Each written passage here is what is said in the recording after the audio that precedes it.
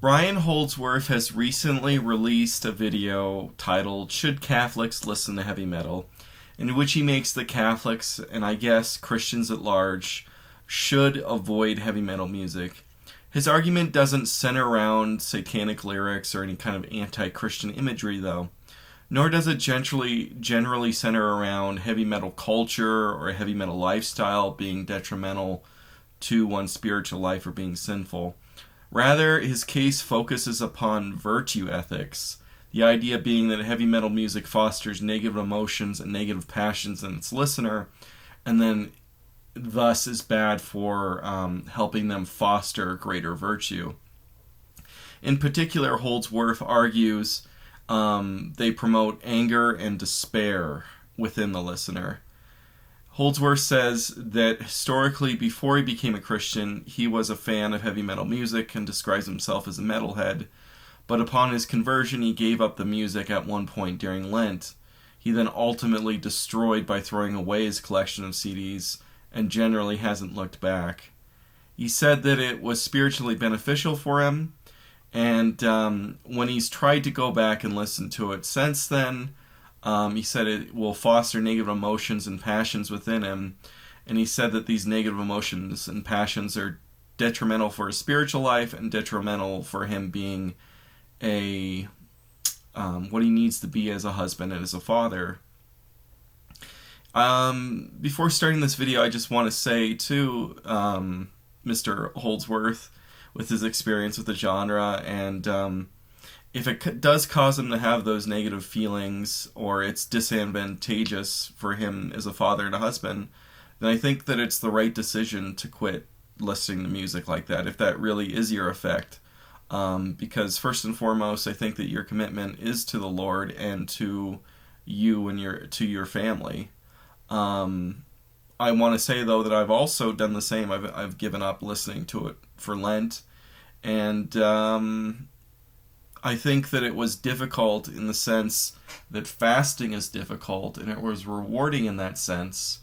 It was rewarding because I deprived something from myself that I loved or liked, but I don't think that not listening to it really, in and of itself, if I just generally stopped listening to it, I don't think that it really made a difference spiritually, either negative or positive. And then I don't think in the slightest to me that it provides negative emotions for me or gives me passions that I find that are detrimental for me as a husband and a father. But that's my own subjective experience, and I think a lot of what he said in that video is very subjective, and the way that he connects it to virtue ethics is very subjective and very personal, and it won't really connect to anybody else's experiences.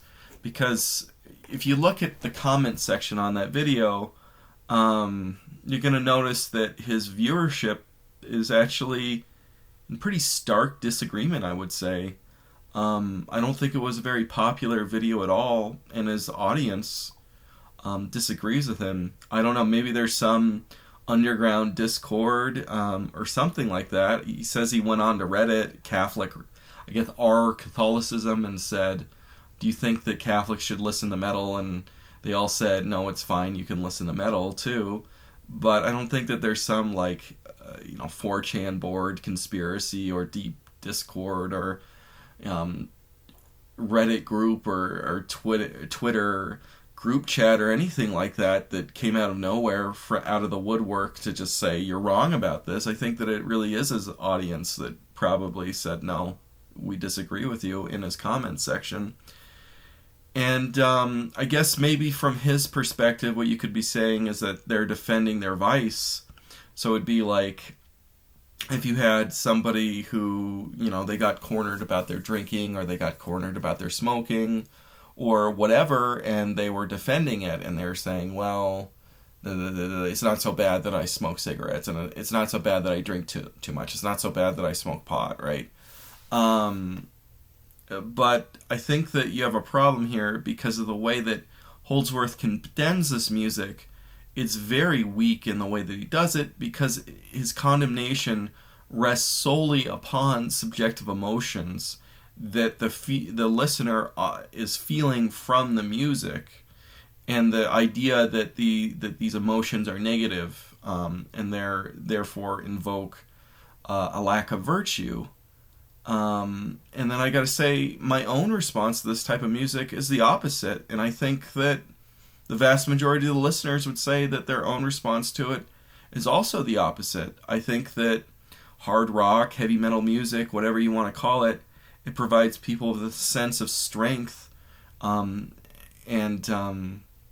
drive and motivation, a sense of power. It's an empowering music, and that it's not a music that makes you have feelings of anger and despair. While I would say there are certain micro genres, if you will, or certain types of heavy metal that I guess could do that or could foster that. I think that a lot of new metal, as in NU metal, Korn, Limp Bizkit stuff, that type of music would be, especially something like Disturbed, really focuses on invoking anger. But I will get to that later. And I would say some particular music, obviously, funeral doom and depressive, suicidal black metal. If I always miss a word there when saying such a long subgenre name. Funeral doom and depressive, suicidal black metal, obviously with that title, are going to invoke despair, but we'll get back to that later here. In the video itself, Holdsworth even contradicts himself, because he said that when he was younger, he and his friends would ritualistically listen to the song Master of Puppets by Metallica before they would engage in snowboarding and skiing. And they did this to pump themselves up for physical exercise. Now that seems very empowering. It doesn't seem like you're deliberately trying to invoke a negative emotion of anger. I would assume that this type of pumping yourself up is something that would be very positive, that in fact it would cultivate virtue then, because you're in that sense you're cultivating a very positive emotional state there, and that's empowering, obviously. And a lot of people do this. A lot of people that aren't, say, heavy metal regular listeners, they listen to hard rock and heavy metal for that purpose. And a lot of people listen to it only when they're working out. And if you go to sporting events in America, you're going to listen to a lot of classic, glam metal songs, stuff like Twisted Sisters, We're Not Gonna Take It, and like Bon Jovi songs and stuff like that. You're going to listen to, classic like 80s, I guess just normal heavy metal songs, a lot of like Ozzy Osbourne, Crazy Train, stuff like that. It's just all over sporting events. Hard rock, just general hard rock songs, I guess, stuff like AC/DC's going to be there. But even now, like when I go to sporting events, you're going to hear them playing Korn, right? That's transitioned over into being a big deal. I remember when I went to the rodeo, when you had the bull riders and the buck riders, they were playing Megadeth and stuff like things that you'd think that were obscure or too aggressive. That's what they would play during bull riding, and that's in Montana at the rodeo. That you hear all this country music going on at that type of event, but when it comes time for this very demanding physical and impressive feat that people do during bull riding, they play heavy metal. They're Metallica, of course, probably being arguably the biggest or one of the biggest heavy metal bands of all time. Metallica and Motley Crue, they're getting played over and over and over again in bull riding. Just in case you guys don't know, that's the sport that I'm gonna watch the most is rodeo. I am from Montana. But anyway, basically condemning this type of music because it invokes a negative mental and emotional state, I think is a pillow man argument against it. And I'm saying it's not a straw man argument. Straw is too strong for this type of argument. This is a literal pillow man argument. And I call it a pillow man because it's so weak, and I think that it's so off base that in a sense I think it misses the point of of listening to music and the consuming of music in the first place. First of all, we got to say though, heavy metal is generally not interpreted. Again, I'm going to hammer this home, as causing you to have negative emotions, but generally its listeners and people outside of it would say it empowers its listeners and it gives them feelings of strength. Now, I understand that thrash metal, death metal, black metal, these kind of extreme metal genres, if you will, that they're talking about negative topics, and I think that you can then use that to strongmen into them to being this kind of pro-anger and this glorification of violence kind of stereotype. But I think Holdsworth kind of goes too far, even in that point of view. You have to remember that, your normal metal bands, even to this day, even if Ghost is satanic, that is not extreme metal, right? That's a #1 album this year, the new Ghost album. And the new Sleep Token album, that, again, not very extreme metal, but that's a #1 album. The really popular stuff, the stuff that most normies are going to listen to, that's not Cannibal Corpse. That is Motley Crue. That is 90s Metallica, to be honest. And even Metallica itself is the very lightest of thrash metal. You got Judas Priest, and you got Iron Maiden, and AC/DC, Linkin Park, because you're going to have to move over into hard rock, because I think arbitrarily we say things are hard rock a lot of the times because they're too popular to be metal. But the majority of what is listened to in total, despite what hardcore metalheads are going to say, isn't necessarily extreme metal. And so you have to kind of pigeonhole all metal into that category to even say that. But the reality is that it's a pretty wide genre. And so Holdsworth kind of does go with that pigeonhole, you'd say, and he says that bands that invoke positive emotions are exceptions to the general rule of heavy metal. And I do like Holdsworth. I do think he's drawing people in, and I do think he's making a lot of people level-headed and honest in the faith. I think that he's a very good presenter for the faith in doing that. But I think that kind of statement just comes out of straight-up ignorance. Power metal, again. Power metal, if you'll go seeing through his comments, everybody in the comments section is like, this does not apply to power metal in the least.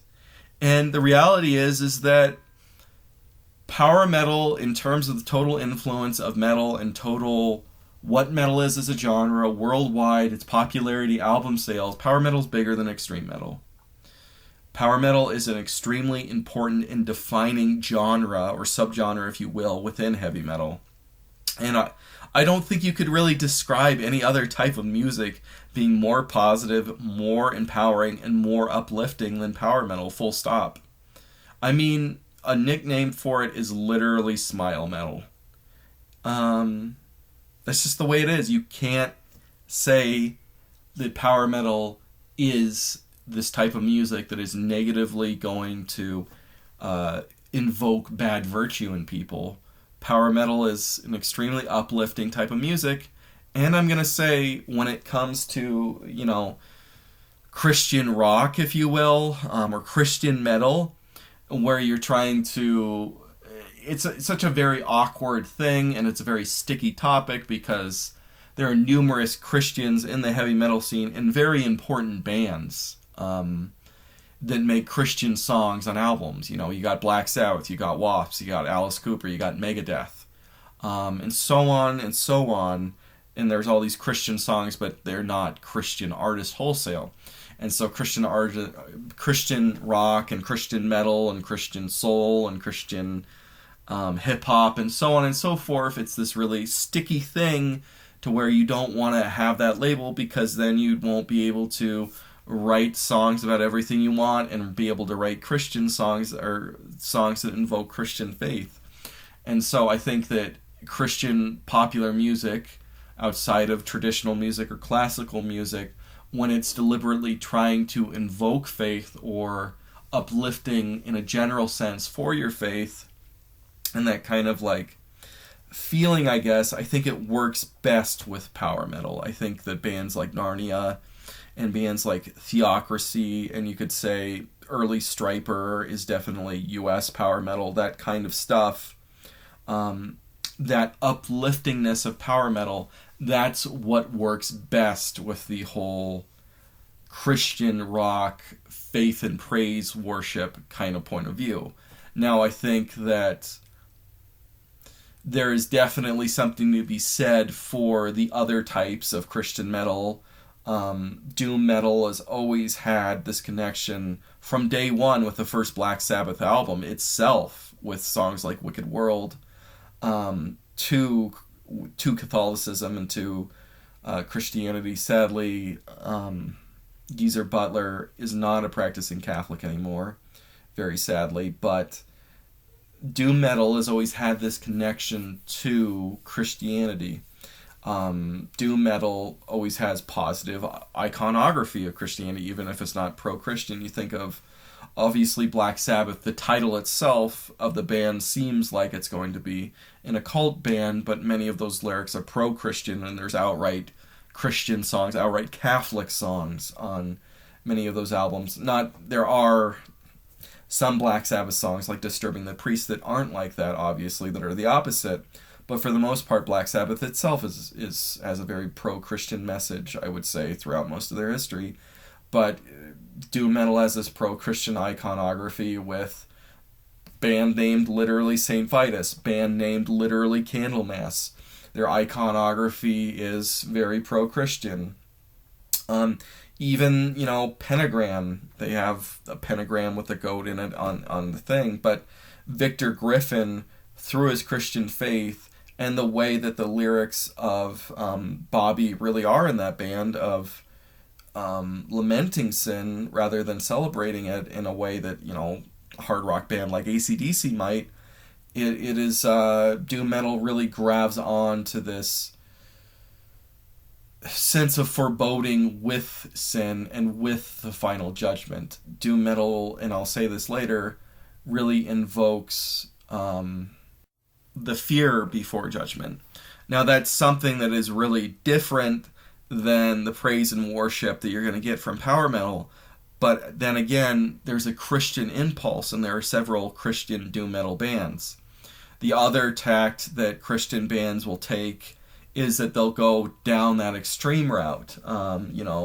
There's Mortification, Tourniquet, and, Vengeance Rising. And that type of extreme metal band that goes down the Christian lyrical route, what they end up doing is they kind of portray themselves as warriors for Christ in combat with demons. And it works very well. And if you put on one of those albums, it certainly will sound like a Morbid Angel album or an Incantation album or whatever death metal band you want to think of off the top of your head, Suffocation or something like that, in its aggression. But it's not glorifying the devil, it's glorifying fighting the devil. And so I think that those are the three main routes that Christian metal goes down, this kind of like self-reflection of sin and death, which is very Catholic, by the way, very Catholic that you would do that. And that's doom metal when it addresses Christianity. Then you have this kind of like fighting evil kind of aspect that you have within kind of like extreme metal. And I don't like metalcore, and if you're watching this video, that's going to become apparent. But the metalcore Christian bands, whether I have a hard time sorting out which ones are really Christian and which ones aren't, and I don't even like metalcore to begin with. But they're in this kind of battle with evil. And then, the Christian glam metal bands, the Christian power metal bands, or traditional metal bands with that type of uplifting sound, they kind of are doing that praise and worship Christian rock sort of thing. Now let's get back to Holdsworth in his video. In his video, he really focused on virtue ethics as being a sole argument. And I think that that's kind of out of touch, because I think that there are actually a lot better arguments for Christians not listening to this type of music. And I'm just going to say this, I can't sugarcoat the reality. There are prominent anti-Christian heavy metal acts. Bands that are important, and some of them do have outright satanic lyrics. Slayer, Venom, Mayhem, Burzum, Morbid Angel, Deicide, Incantation, Ghost, Merciful Fate. These are extremely high-quality, high-caliber bands, and they have had an immense impact upon the genre. I'll say that I like many of those bands when I've listened to them. And the reality is, I can't defend them lyrically. If they have blasphemous lyrics, I can't defend listening to that. And I'm going to say this, though, as well. You, as a fan of this type of music, you're perfectly capable of not listening to that type of music. And I think a big problem, you say, and I'm being pro-Christian metal here, pro-Christian rock, and I think that those bands that oftentimes they, like I said before, they get into the sticky situation where they get labeled with that Christian label, and they're really good bands, and then they get ghettoized, and the ghetto kind of works both ways, because there's kind of this rabbit hole when you get into it. And when I was making this video, I knew of Striper, I knew of Trouble, I knew of Narnia, but there are so many bands that I don't know, that there is a cottage industry of it, and that there is a ghetto for it. It's both something that you can find your niche in as a musician, and it's both something that you can be ghettoized in as a musician. It's just kind of this sticky thing that happens to you if you make that type of music. But there's this kind of perception that this is the Christian alternative, that, hey, kid, you like Slayer? Listen to Vengeance Rising, right? You like Morbid Angel? Well, here is some Mortification. And there's some truth to that, but the reality is that these are great bands, and the non-Christian bands are great bands too. They both make great music, and I can't get around that. But I will say this about that type of music that will have these negative lyrics. The villains, they get songs in musicals and operas and in, progressive rock albums, I'll say too. Concept albums. Likewise, this music that they're portraying evil with, especially extreme metal, they're making the devil into something to be feared and intimidated by. They're not making the devil sexy in the way that Little Nash X, the gay black guy that danced on the devil's lap and went on the stripper pole in his video and stuff like that, and sold the 666 Nike shoes, Old Town Road guy. Twin Temple, the new rockabilly doo-wop sensation. I like rockabilly music too. I like doo-wop. I like all types of music, guys. Their satanic thing, making satanic Roy Orbison, it is a significantly more pro-Satan than I've seen any heavy metal band be, because the way that Little Nash X and Twin Temple depict Satan and depict the demonic, it's not intimidating, it's not scary, it's not something which is anti-human and is the enemy of humanity. When you listen to Morbid Angel, when you listen to any death metal, and even grabbing at Ghost here, sure, Ghost is not a real, they're not real metal, and they're poppy and everything. If you sit down and read through Ghost lyrics, the anti-pope of Ghost hates humanity. Satan and Ghost's worldview hates humanity. It is a left-hand path thing that is set to destroy the human race, and that humans are directly compared to parasites and lice. And Satan stands for overthrowing monarchies and plunging the world into chaos. That is, the most upbeat satanic heavy metal band. The most upbeat one makes Satan evil. Twin Temple, Satan is there to liberate you so you can have butt sex and be a feminist, okay? That's what Twin Temple is. So I will say that, regardless of all those lyrics, every metal band makes Satan evil, makes Satan something to be feared and intimidated by. I think that the best argument, though, against heavy metal and genre is to listen to it, is the idea that it would conjure up spirits, or it opens you up to demonic influence.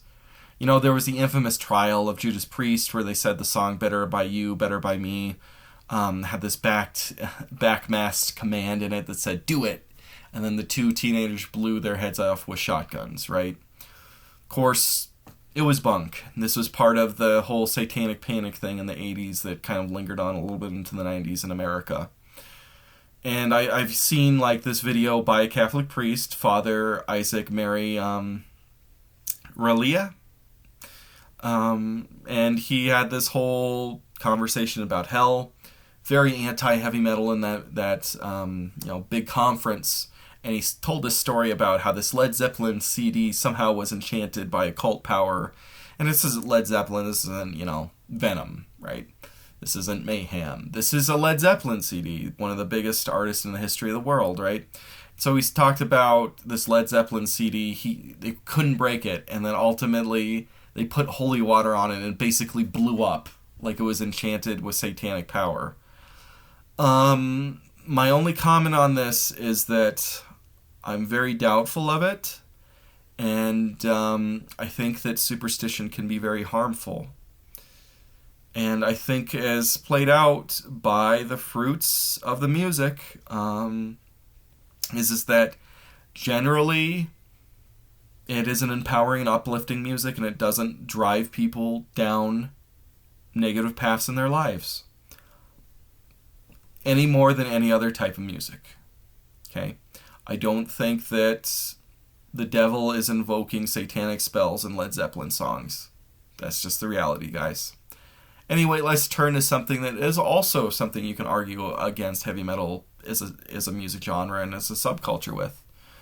And you could argue, and I think that he kind of touches on this because he was talking about collecting every single CD or every single record and having posters all over his wall, that this kind of verge and idea to collect music, that is something that gets you away from God. But I gotta say is that any hobby or fandom, they could be seen as a path that takes you away from God. And if it's not exclusively religious in nature, then it does so. But I don't think that this idea of promoting that type of rigor to the laity, and to be honest, the secular religious, anybody outside of the dedicated religious, is a good idea.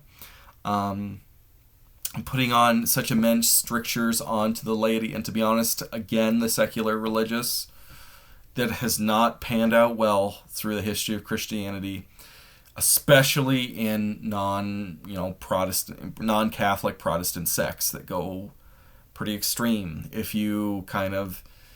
And there were people that said this in the comments, this sounds very Protestant, that when you have this type of demand for going beyond for what God calls for the lay people to do, when you make the supererogatory demanded upon all the believers, that really leads to some pretty negative outcomes.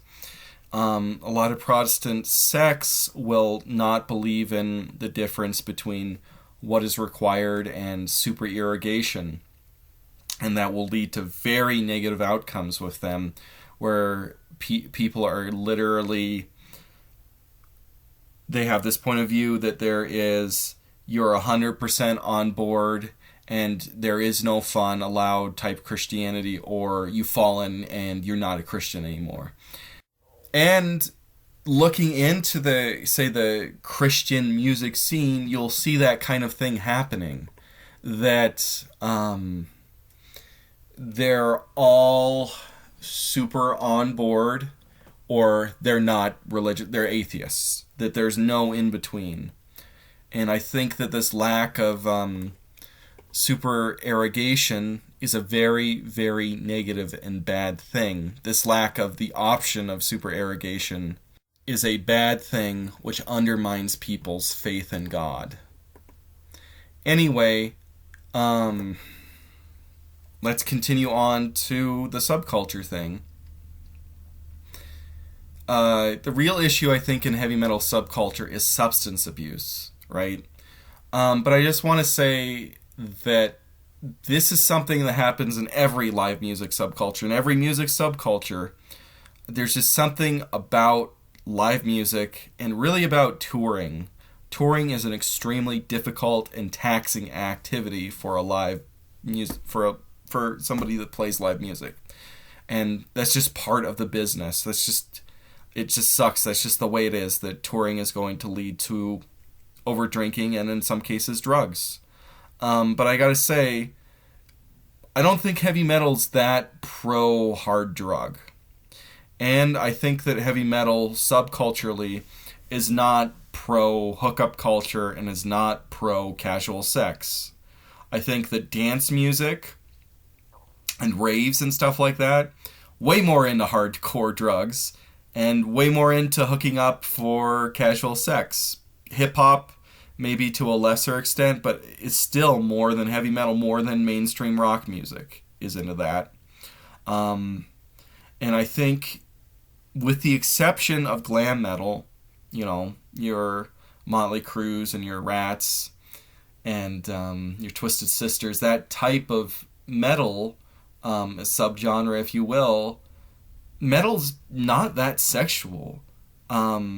It's just a very male-dominated thing.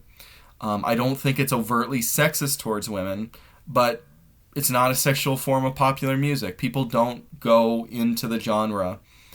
There's all kinds of outliers or random bands outside of glam metal, but even glam metal is less slutty than rave music. It's just the way it is. It's not a genre, and it's not a type of music which is seen as very inherently sexual. And the other thing is, again, not very into hardcore drugs. There are, especially in doom metal, there is pro-pot stuff. And I think that generally in metal, there is a tendency to overdrink. There is an excess of drinking in the subculture. That's just the way it is. That's the way it will always be. And, if you are somebody that is weak to alcoholism or you do bad things when you're drinking, don't drink then when you're around it. And if you can't go to a show and not drink, then you don't need to go to a show. You can listen to the music at home. And if you can't listen to the music at all, like I said before, if it invokes these really negative emotions, if you can't listen to the music without wanting to drink, then try not to listen to the music. Do what you got to do for yourself and for your family and for your connection with God. Anyway, returning to an earlier point, the point of this whole video, the whole Pillow Man thing, I think that Holdsworth is kind of missing the point of music and artistic expression in general. Beauty is a transcendental which exists outside of humanity. Art often becomes beautiful when it transcends the mundanity of human life, and the artist expresses a greater meaning regarding the human experience and emotions. Human experience is not just positive, and it incorporates the negative as well. It would be dishonest to prevent art from touching upon these negative aspects of the human experience. Outside of music, I would say it's absolutely necessary to include negative things in story-driven mediums. We would think it would be insane not to have negative scenes in novels, films, and video games. And the reality is, I think that it's not just narrative-driven media that benefits from invoking negative experiences or negative emotions in a way that will be positive and be able to express artistic merit in a good way that becomes transcendental, beautiful art. I think that music can do that as well. And I really don't see why music can't touch on anger, can't touch on despair and depression. Like I said, you can listen to funeral doom metal and have a good time. It would be very weird if somebody only listened to that. Maybe they would, in fact, have problems, but I think that it is pointing to something that's very beautiful there. And same thing with depressive black metal. There's something that's very beautiful about it. That it is invoking something that is transcendental and makes beautiful art there. And finally, I want to kind of speak about what I see as a kind of genretism here, for a lack of a better word. You have this tendency for people to condemn every new type of art or new style of an established form of art, and saying that it's debasing and maybe even it's from the devil. Thus, we saw this with rock music from the 1950s on, and then heavy metal from the 1970s on. Because it was new, it was kind of automatically claimed to be of the devil, and so you have this kind of insular, closed-minded type of conservatism that doesn't engage with it and just says, we're not going to have anything to do with it, we're going to purposely remain ignorant of it. And I think that on the other hand here, we're going to get into this, is that you see Catholic thinkers and clergy will champion classical music, Western symphonic music, right, is a high achievement of Western civilization. And there are, very many Christian works in that genre. Some of the most moving works of all time for Christianity are in that genre. But the reality is there are works in that genre which are very anti-Christian. And they're just as problematic in the way that works in the heavy metal genre are. And you never see classical, or if you will, traditional Western symphonic music ever being treated with the same ire in which heavy metal is treated with. But I know that any professor and any music historian in a Catholic school, a Catholic college, they're going to have to admit that Stravinsky's Rites of Spring, Wagner's Ring Cycle, Holst's Planets, they're just as important and masterful pieces of music as those from a Christian perspective. Just as important as Handel's Messiah, just as important as Bach's Passion of St. Matthew, just as important as Mozart's Requiem Mass. And if you were to exclude those pieces of music from the story of classical music, the story of classical music just couldn't be told. And it would be foolish to deny the beauty of these works. I'm not saying that you have to listen to them. I'm saying that it would be foolish to deny the beauty of them. And even if you completely disagree with the composer's points of view when they made those pieces, and with their intentions, what came out was truly beautiful. Those are very high quality pieces of music that define what music is. So in the video, Holdsworth makes the claim that until the 20th century, there was no ability to make this kind of dark music the way that heavy metal did. It was technically impossible, and the heavy metal is the most dark and negative music in all of human history. This is a complete Pillow Man claim. Those three compositions, they totally prefigure metal. The Rites of Spring, the Ring Cycle, and the Planets totally prefigure metal in numerous parts. And throughout the entire history of classical music, there's been dark and negative pieces, just as dark and negative as metal. And I would say, if you took out the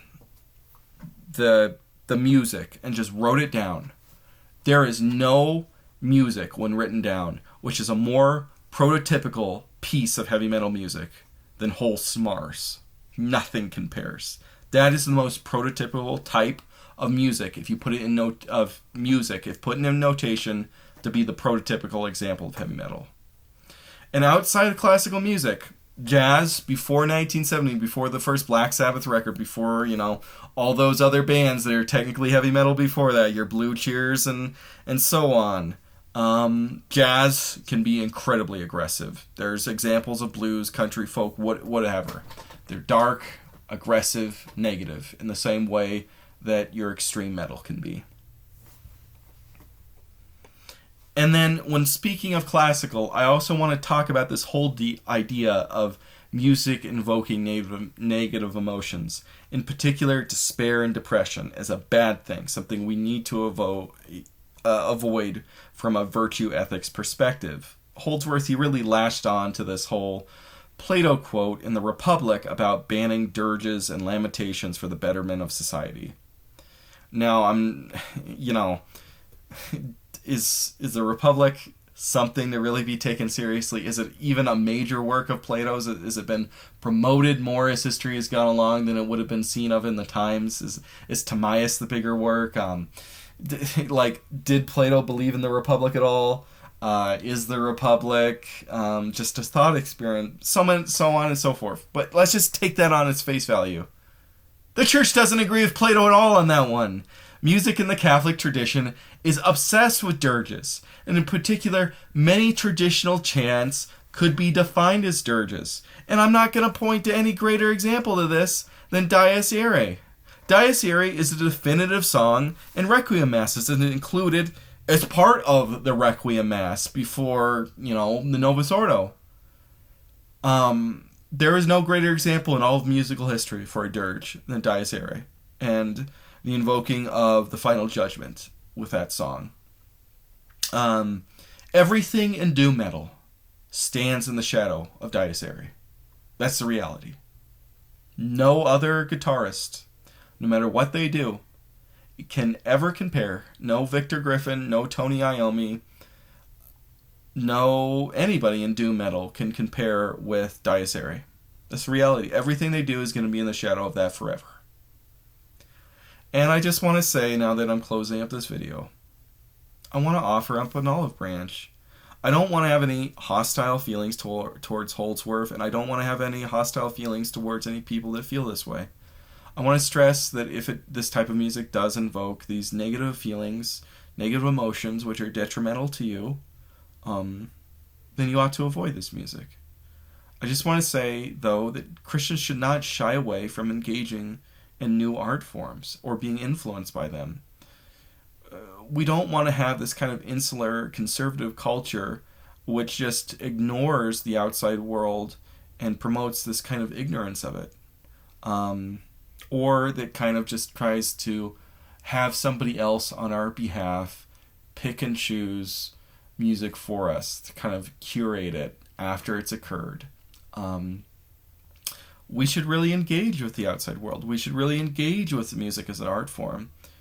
And I think that something that will help in evangelism is engaging with art. Art is at the center of culture.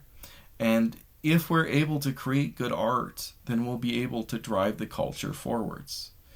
And, maybe the litany of Christian heavy metal band albums I have in the background here, maybe these bands aren't up there with Judas Priest and Iron Maiden and Black Sabbath. But maybe the next band will be a Christian band that will be on that level. And you're not going to know if you're still insular and negative, that you're not going to take in the outside culture and try and make it your own. I think that is the way forward. That is the way forward to promote art. At least in my mind.